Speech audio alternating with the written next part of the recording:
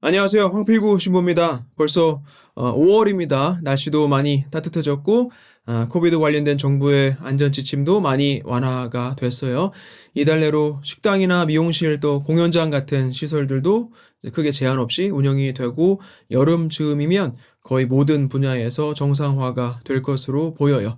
여러분들도 이미 친지분들 만나고 하는데 큰 어려움이 없으신 걸로 알고 있습니다. 하지만 본당 활동은 역시 아직도 교구의 지침이 내려오길 기다리는 중이에요. 하루빨리 다시 활기찬 모습의 공동체로 돌아갈 날을 마음 다해 기도로 바라봅니다. 그럼에도 불구하고 5월 또 6월이면 반드시 해야 하는 행사들은 있어요. 아이들 천연성체, 또 견진성사, 수녀님들하고 주일학교 선생님들 수고하시면서 막바지 준비 중에 있습니다. 지난주에도 언급했지만 견진성사 성인반도 있죠. 자, 아무리 상황이 안 좋아도 이렇게 우리가 성사 안에, 은총 안에 머무르면서 함께 이겨내도록 해야 하겠습니다.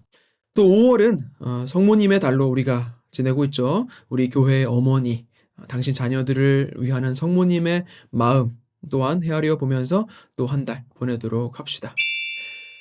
지난주에 아우구스티노스 성인에 대해서 알아보는 첫 번째 시간을 가졌어요. 아우구스티노라는 이름을 들어보지 못한 사람은 아마 없을 거예요. 아우스팅이라고도 하죠.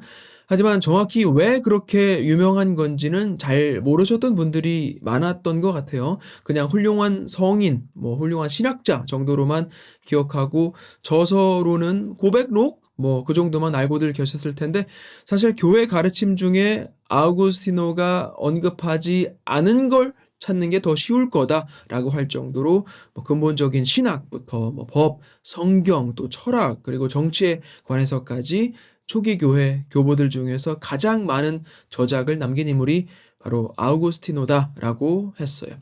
그래서 참 할 얘기도 많고 또 우리가 공부하면서 배울 수 있는 것들이 너무나 많은데 지난 시간엔 아우구스티노의 인생의 1막 정도라고 볼 수 있는 밀라노로 건너기 전까지의 삶을 간단하게 한번 봤죠.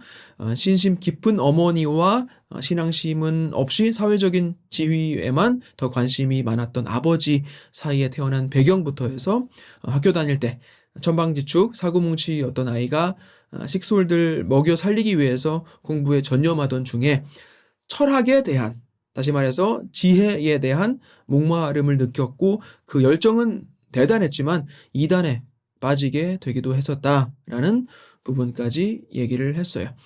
아우구스티누스 본인부터가 성욕과 출세욕 이런 것들 때문에 힘들어하면서 악에 대한 부분에 대해서 상당히 많이 고민을 하고 탐구해 가던 중이었는데 만이교의 가르침을 들어보니 그 원인을 찾을 수가 있었던 거죠. 악한 신과 선한 신의 관계에서 그 근본적인 대답을 사실은 본인 죄를 정당화할 수 있는 그런 핑계를 찾은 거예요.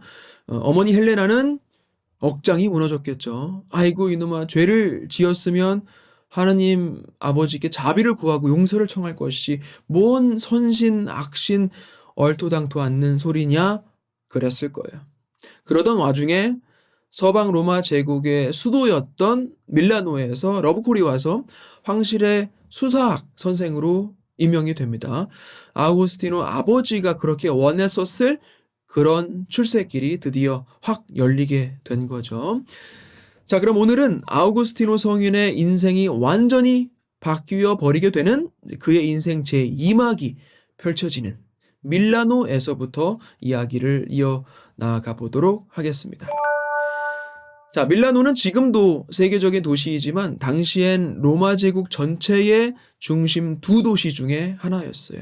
동방에서는 콘스탄티노폴리스, 그리고 서방 로마에서는 밀라노. 우리도 지방에 살다가 서울에 올라가 보면 어때요? 뭔가 유행도 다르고 패션도 다르고 어떤 분야에서든 새로운 문물의 도입이 좀 빠른 편이죠. 나름 큰 도시 출신이라도 이를테면 부산이나 광주, 대구, 대전도 나름 광역시이지만 어떤 일을 보다 전문적으로 하려면 역시 수도로, 서울로 가는 것이 아무래도 유리할 수밖에 없어요. 저도 음악을 했지만 예술을 하든 학문을 하든 비즈니스를 하든 벌써 자료량에서 아니면 시장 규모 자체가 비교가 안 된단 말이에요. 물론 그런 격차가 이제는 상당히 많이 무너진 것도 사실이죠. 온라인 시대가 됐기 때문에. 하지만 아우구스티누스 시대까지만 해도 정보가 교류되고 전파되는 시간이 굉장히 느렸어요. 지금과는 비교도 안 되게. 아우구스티누스는 이제 작은 도시 출신이고 카르타고나 로마에서 생활을 했던 경험도 있었지만 밀라노에 갔더니 거기 귀족들 또 지식인들은 신플라톤주의를 배우고 토론하고 있더란 말이죠. 신플라톤주의. 자, 벌써 머리가 아파오기 시작하죠. 신플라톤주의다. 도대체 뭘까요? 저도 신학교 들어가서 초반에 철학 수업을 듣기 시작하는데 아시죠? 신학교 수업 중에 3분의 1이 신학이고 3분의 1은 언어나 교양이고 나머지 3분의 1이 철학이에요. 철학을 먼저 배우고 그 다음에 신학을 배우죠. 철학은 인간에 대한 학문, 신학은 신에 대한 학문. 인간에 대해 먼저 알아야 그 언어를 빌려서 신에 대한 이해로 접근해 볼 수 있다는 거예요. 그래서 여러분들 철학을 처음에 듣다 보면 표정이 이렇게 돼요.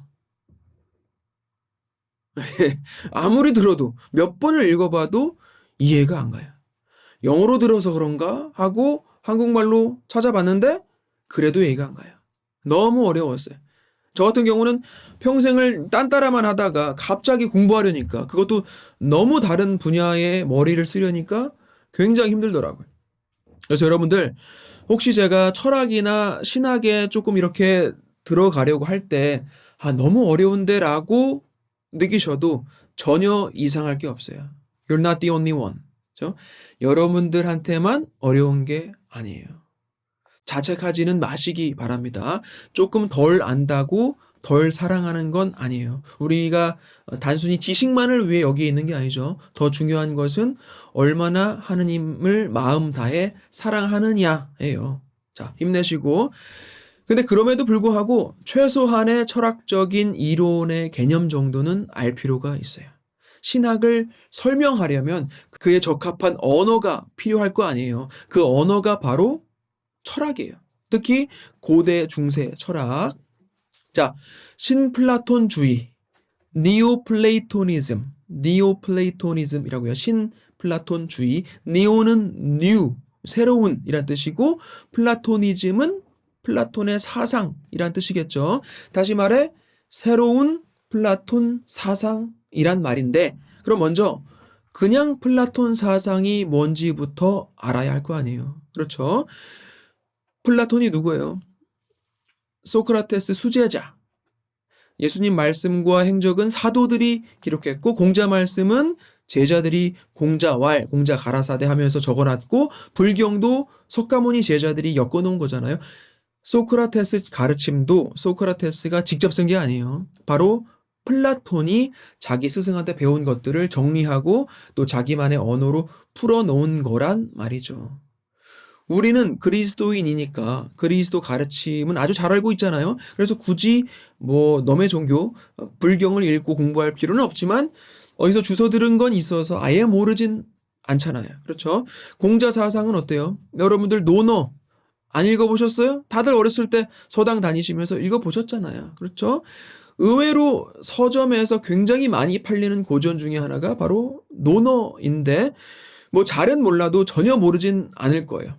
근데 소크라테스가 뭔 얘기했는지는 잘 모르시겠죠?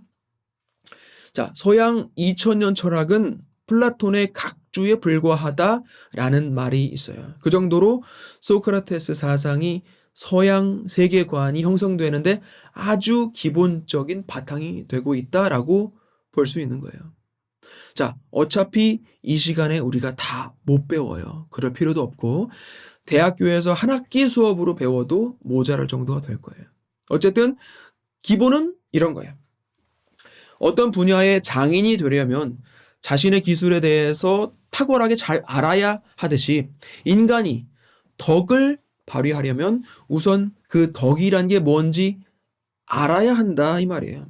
근데 그 덕이라는 것은 인간에 내재한다란 말이죠. 그러니까 우선 너 자신을 알라라고 말하는 거예요. 그래서 소크라테스는 지나가다가 보이는 사람 다 붙잡고 계속 얘기를 하는 거예요. 그들의 무지를 일깨워주고 덕이나 정의, 윤리 뭐 이런 개념을 끊임없이 대화와 질문을 통해 깨닫게 해주겠다라는 거예요. 민주주의의 부패와 윤리의 타락의 원인은 바로 무지에서 왔다라고 판단한 것이죠. 몰라서. 그래서 인간이 덕을 발휘하고 복을 누리며 살기 위해선 이성적인 사고를 기초로 내재된 진리를 통찰해야 한다라는 거예요. 자, 말이 조금 어렵지만 대충은 아시겠죠? 자, 플라톤주의의 기본 개념은 이데아론이에요. 이데아론. 어서 들어는 보셨죠? 이데아. 자, 이데아는 우리가 보고 느낄 수 있는 이 공간의 현상세계 밖에 또 다른 세상이에요.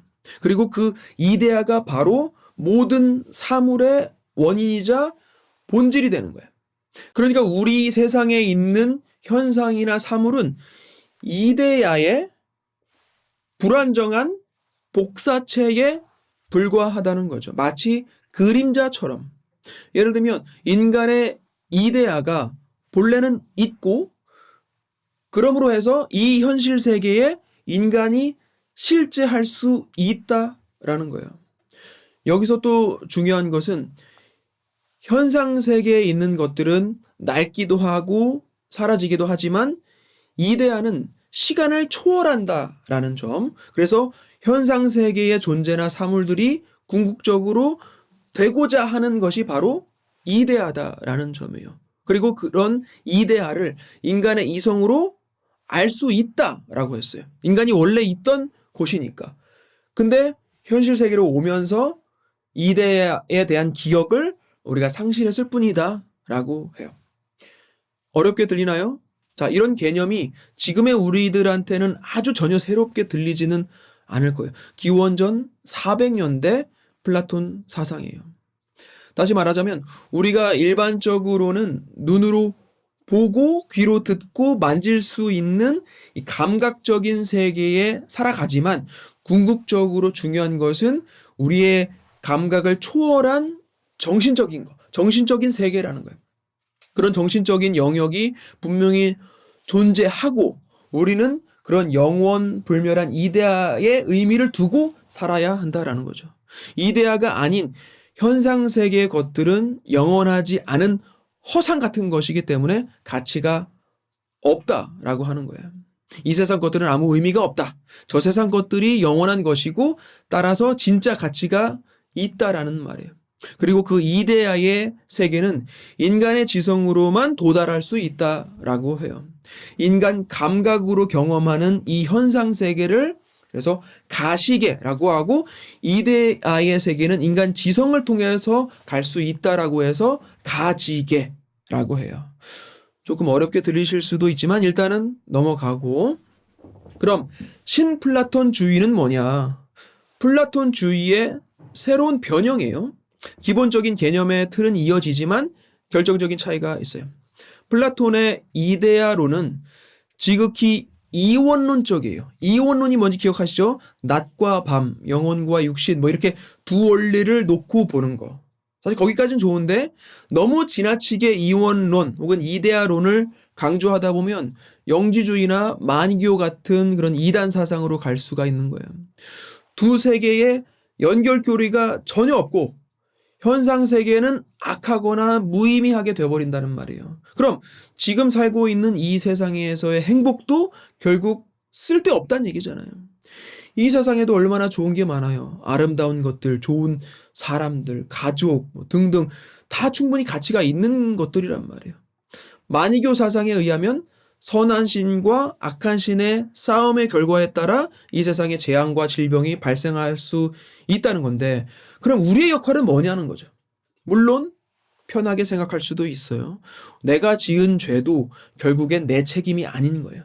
내 안에 두 신이 싸웠는데 악한 신이 좀 세서 내가 이런 죄를 지은 거다. 그러니 엄연히 따지면 내 잘못이 아닌 거죠. 편하잖아요. 코로나 바이러스도 어쩔 수 없는 거예요. 악한 신이 세력이 커져서 이렇게 우리가 팬데믹의 시련을 겪게 된 거예요. 어떻게 우리 힘으로 해결할 길이 없어요. 거기에 대해 특별히 노력할 필요도 없죠. 어차피 도움이 안 돼. 신들끼리 알아서 할 일이니까. 만이교 교리에 의하면 자, 이런 플라톤주의의 이데아 사상이 가지고 있던 문제점을 해결하려고 새로 나온 것이 바로 신플라톤주의인데 유출설 혹은 발출론이라고 해요. 유출설 혹은 발출론.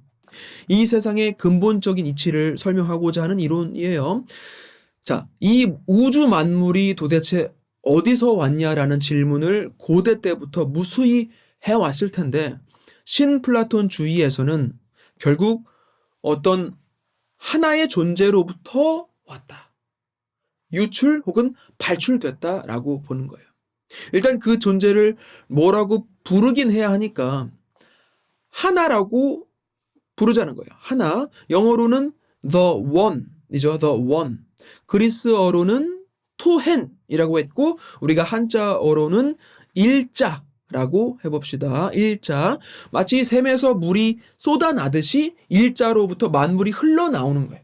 그리고 점점 밑으로 내려가겠죠. 맨 위에는 물살도 세고 물의 양도 많겠지만 더 밑으로 내려갈수록 물은 얕아지겠죠. 우리가 태양 바로 옆에 있으면 당연히 타 죽을 정도로 빛이나 열이 세고 가까이 있는 그 수성이나 금성에 가면 아직도 태양빛이 굉장히 세지만 멀리 천왕성, 해왕성 정도까지 가면 빛도 약해지고 열도 떨어져요.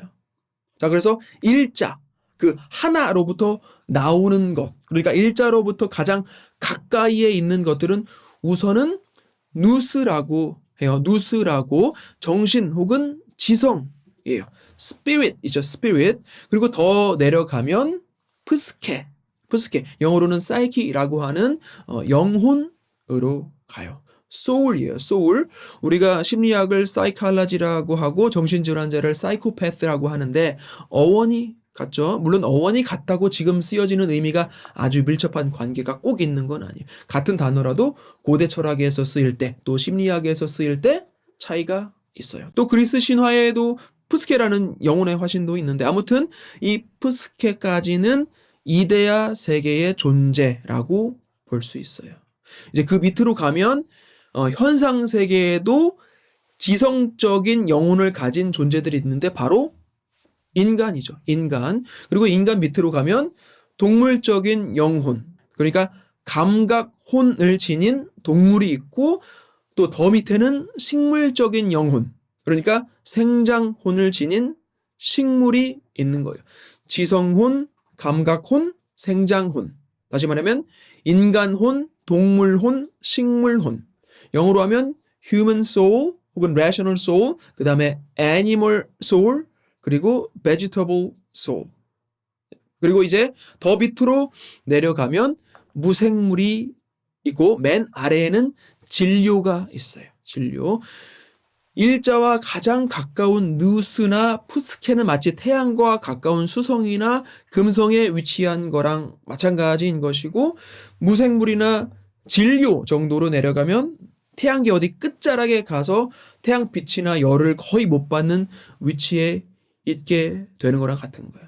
근데 중요한 건 태양의 영향이 분명히 닿기는 한다는 거죠. 구분된 세계에 있을지는 몰라도 철저하게 영구적으로 격리되어 있는 건 아니에요. 이 유출설에서 중요한 포인트는 발출과 귀환이라는 것인데 발출은 일자에서 내려오는 것이고 귀환은 다시 일자로 올라가는 거예요. 일자에서 나와서 이데아 세계에 있다가 현상 세계로 내려갈 수 있으면서 다시 이데아로 또 일자로 돌아가고 싶어 한다라는 거죠. 현상 세계에 있는 존재들이다 하더라도 애초에 일자로부터 나왔으니 온 곳으로 돌아가려는 귀환 성향을 가지고 있다는 거예요. 자, 그러니까 신플라톤주의의 유출설은 세상 만물의 근원이면서 동시에 유출설 이론 가장 위에 자리하고 있는 존재인 일자, 부터 가장 아래에 있는 진료까지가 있고 하나의 근원으로부터 맨 밑에 존재까지 흘러나온다라는 이론인 것이죠. 하나의 원리를 주장하는 이론론이면서 동시에 이데아 세계와 현상 세계를 구분짓기도 하는 거예요. 플라톤주의처럼 정신적인 것이 더 위에 있고 또 더 중요하다고 강조를 해요. 그렇게 이원론 체계 역시 가지고 간다라는 거.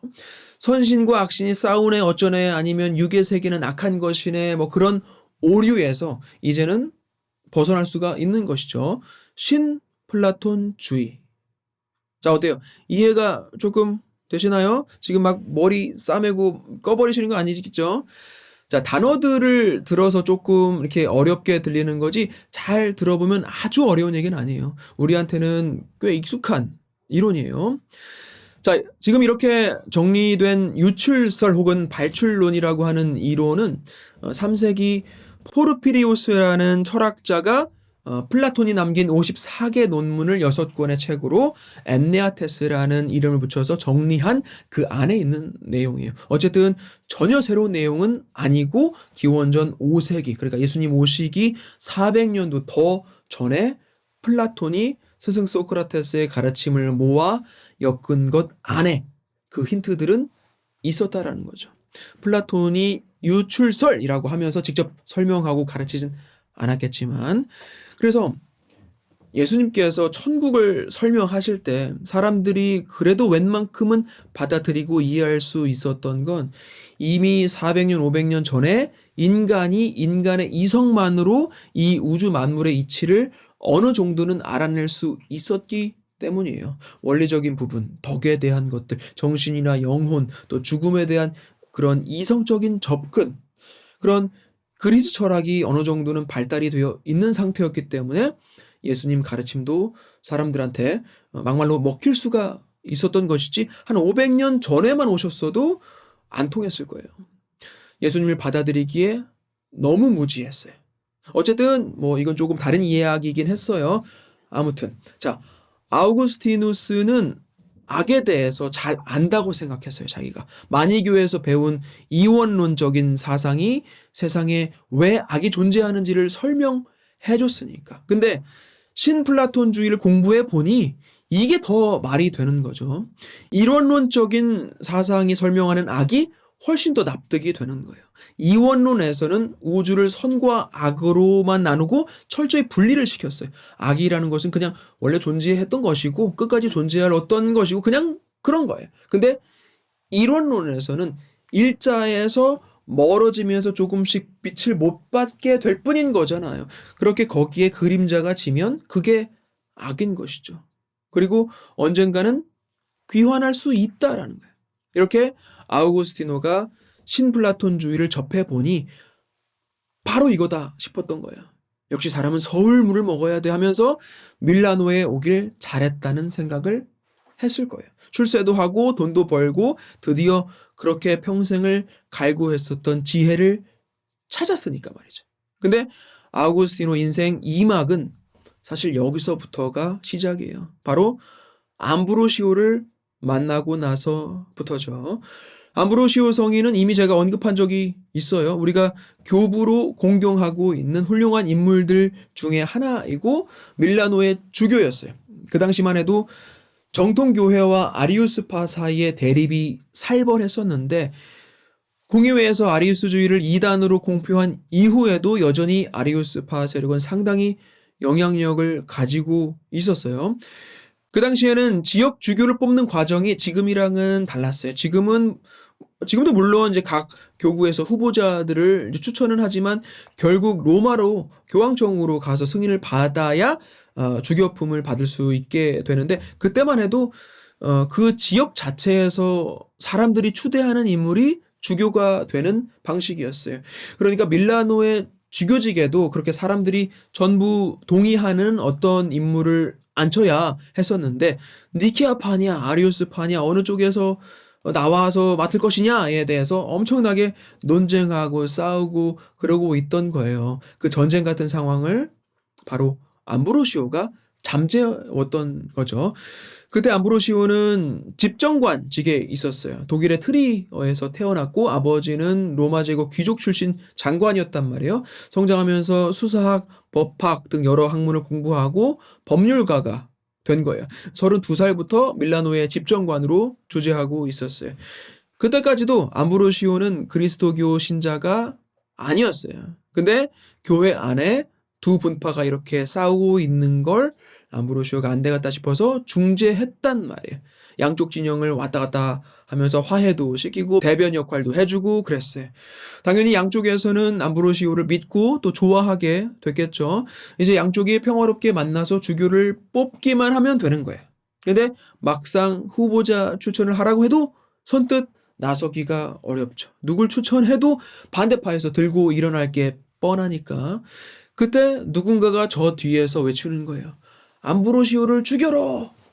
사실 말도 안 되죠. 아직 세례도 안 받은 사람이 어떻게 갑자기 주교가 되냐고요. 근데 정통파나 아리우스파에서 봤을 때 서로가 싫으니까 유일하게 인정할 수 있는 사람은 암브로시오 한 사람밖에 없었던 거예요. 이제 그 자리에 있던 전부가 암브로시오를 죽여라, 암브로시오를 죽여라 하고 외치고 있는 거죠. 당연히 뭐 지적으로 정치적으로 또 인간적으로 탁월함이 있었으니까 사람들이 인정을 하고 입을 모아 추대를 한 거겠죠. 그때 암브로시오가 못하겠다고 하기도 어려운 거예요. 안 한다고 그러면 또다시 엉망진창이 될 게 뻔하니까 결국 주교직을 받아들입니다. 이제 거기 사제들이 모시고 가서 며칠 만에 일사천리로 주교로 만들어요. 뭐 주교가 되기까지 그런 부르심의 과정은 특이했지만 주교가 되고 나서부터 신학적으로 또 윤리적으로 교회가 쇄신되도록 엄청난 노력을 해요. 스스로 생활도 엄격하게 하고 자선활동이나 사회 선교에도 열심히 합니다. 그리고 강론을 굉장히 잘했다고 해요. 서방교회 전체에 강론 좋다고 소문이 자자했고 미사 때도 사람들이 이 암브로시오 주교님 강론 듣겠다고 엄청 몰려와요. 계속해서 아리우스파를 비판하고 또 교회 안에서 뿌리 뽑으려는 시도도 많이 합니다. 저번에도 얘기했지만 테오도시우스 대제가 암브로시오 주교한테 혼난 적이 있죠. 하지 말라는 학살 작전을 진행했다고 성체성사를 안 주겠다고 해버렸어요. 결국 테오도시우스가 암브로시오를 찾아와서 빌었죠. 그래서 암브로시오가 받아줬어요. 황제가 주교 앞에 무릎을 꿇은 거란 말이에요. 정치 권력이 교권 밑으로 들어간 첫 번째 사건이 된 것이죠. 자, 이렇게 대단하고 유명한 암브로시오에 대한 소문을 듣습니다. 아우구스티노가 자기도 나름 수사 교사, 그것도 황실에서 가르치면서 밥 벌어먹고 있는데 주위 사람들이 암브로시오 주교님 칭찬을 너무 하더란 말이죠. 그래서 한번 찾아가요. 나도 어디 가서 이거 터는 걸로는 안 뒤지는데 도대체 뭘 얼마나 대단한지 한번 보자 이거예요. 자, 어땠을까요? 이때 아우구스티노는 충격을 받아요. 과연 정말 박식하고 카리스마가 있었어요. 암브로시오 주교가 고대 저서들을 줄줄 외우듯이 말하기도 하고 굉장히 흡입력이 있는 강론을 하더란 말이에요. 그러다가 성경 어느 부분에 대한 이야기를 하는데 아우구스티노는 더 귀가 쫑긋해졌어요. 예전에 구약에 특히 창세기 읽다가 에라이 하면서 던져버린 적이 있었잖아요. 그렇죠? 도대체 말이 안 되니까 성경이라는 것이 이 성경에서는 지혜를 찾을 수도 없을 뿐더러 온갖 나쁜 것들로 가득하다라고 봤단 말이에요. 근데 그때 암브로시오 주교는 아브라함과 이삭에 대한 얘기를 했어요. 하나님께서 아들 이삭을 제물로 바치라고 했을 때 아브라함이 정말로 이삭을 데리고 산으로 올라가죠. 그렇게 아들까지 바치겠다는 아브라함의 믿음을 우리가 본받고자 하면서 믿음의 아버지다라고까지 하는데 거기에 대한 아우구스티노의 접근은 이랬을 거예요. 아니, 아들을 산채로 바치라는 하느님이 과연 선한 신인가? 그리고 그걸 또 바치란다고 바치는 아브라함은 제정신인가? 이상하잖아요. 이런 게 무슨 성경인가? 그런데 암브로시오가 성경 이 부분의 내용과 메시지를 설교하기 시작하는 거야. 아브라함이 정말 한치의 고민도 없이 아들 이삭을 잡아 바치려고 했을까? 그렇지 않다라는 거예요. 세상 어느 부모가 자식 몸에 상처 하나만 나도 가슴이 미어지는데 산채로 그 어렵게 얻은 아들을 제물로 바치려고 했겠냐는 거죠. 그런데도 불구하고 자식을 바쳐야만 했던 그 아버지의 심정을 생각해 보자는 거예요. 자, 이런 식으로 이제 듣는 신자들의 마음을 성경의 그 장면으로 젖어들게 하더니 이제 중요한 그 이야기의 진짜 핵심에 대해 강론을 하는 거예요. 아브라함은 결국 아들을 잃지는 않잖아요. 결론적으로 아들을 바치지는 않았단 말이에요. 그런데 자신의 아들을 우리에게 실제로 바치신 분이 있다. 누구겠냔 말이에요. 바로 하느님 아버지시다 이 말이에요. 성부 하느님께서 성자 아드님을 제물로 바치셨고 그 아픔이 얼마나 컸겠냐는 거죠. 자, 이게 제가 전에도 얘기했던 성경 해석법 중에 하나인 우화적 혹은 예표적 해석법이에요. 구약의 어떤 사건을 신약으로 가져와서 보고 해석하는 방법이죠. 아우구스티노처럼 성경을 문자 그대로만 놓고 해석하려고 접근하면 절대 알 수 없는 숨겨진 진리가 성경 안엔 너무나 가득하다는 거예요.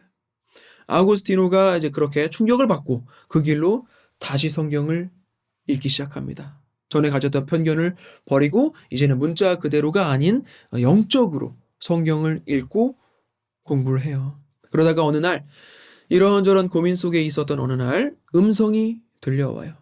톨레레게 톨레레게 집어서 읽어라 라는 뜻이에요. 집어서 읽어라. 그래서 조금 전까지 읽던 성경을 가져다가 무작정 펴서 읽기 시작해요. 바로 로마서 부분이었는데 13장 12절에서 14절이에요.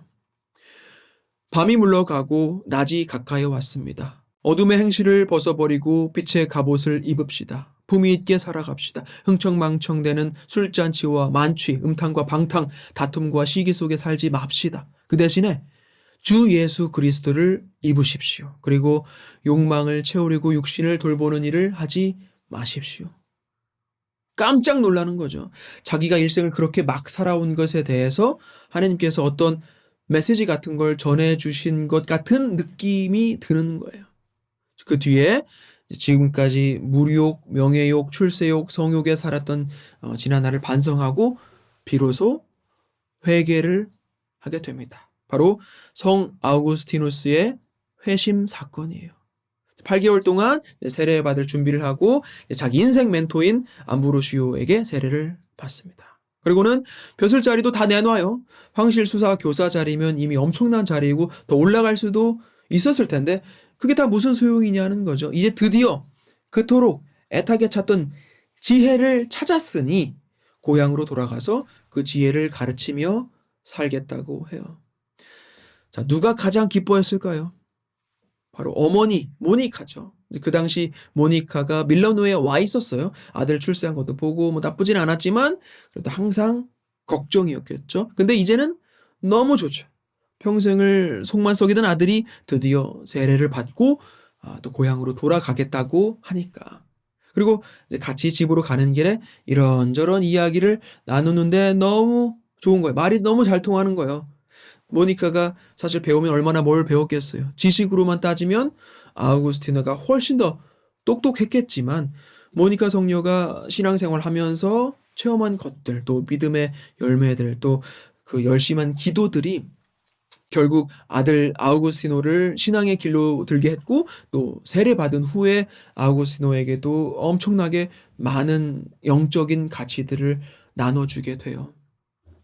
우리도 신앙생활 하면서 많은 멘토들을 만나게 되지만 정말 중요한 뿌리는 바로 부모에게서 물려받는 신앙심이 아닌가 생각해 봅니다.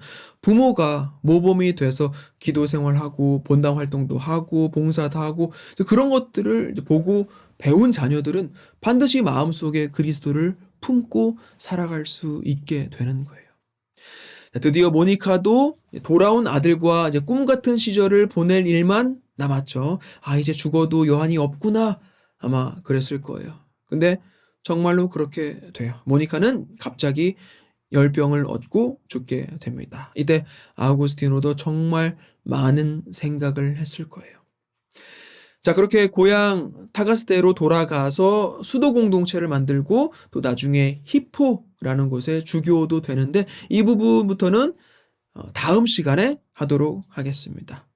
자, 오늘은 아우구스티노가 밀라노로 와서의 부분부터 다시 고향 타가스테로 가기 전까지의 스토리를 따라가 봤어요. 밀라노에서의 경험 중에 중요한 3가지를 이야기했는데 먼저 신플라톤주의를 배우게 됐다라는 거, 오늘 강의 대부분을 할애했죠. 완벽하게 이해가 안 간다고 자책하실 필요는 없다고 했어요. 그 다음에 인생 멘토 암브로시오를 만났다는 거, 그래서 성경을 다시 집어들게 됐다는 거, 그리고 마지막으로 결국 하느님 음성을 듣고 회심하면서 세례를 받았다는 것까지 이야기했습니다. 자, 한 주간도 건강하시고 다음 주에 아우구스티노 이야기 또 이어서 하도록 하겠습니다. 고맙습니다.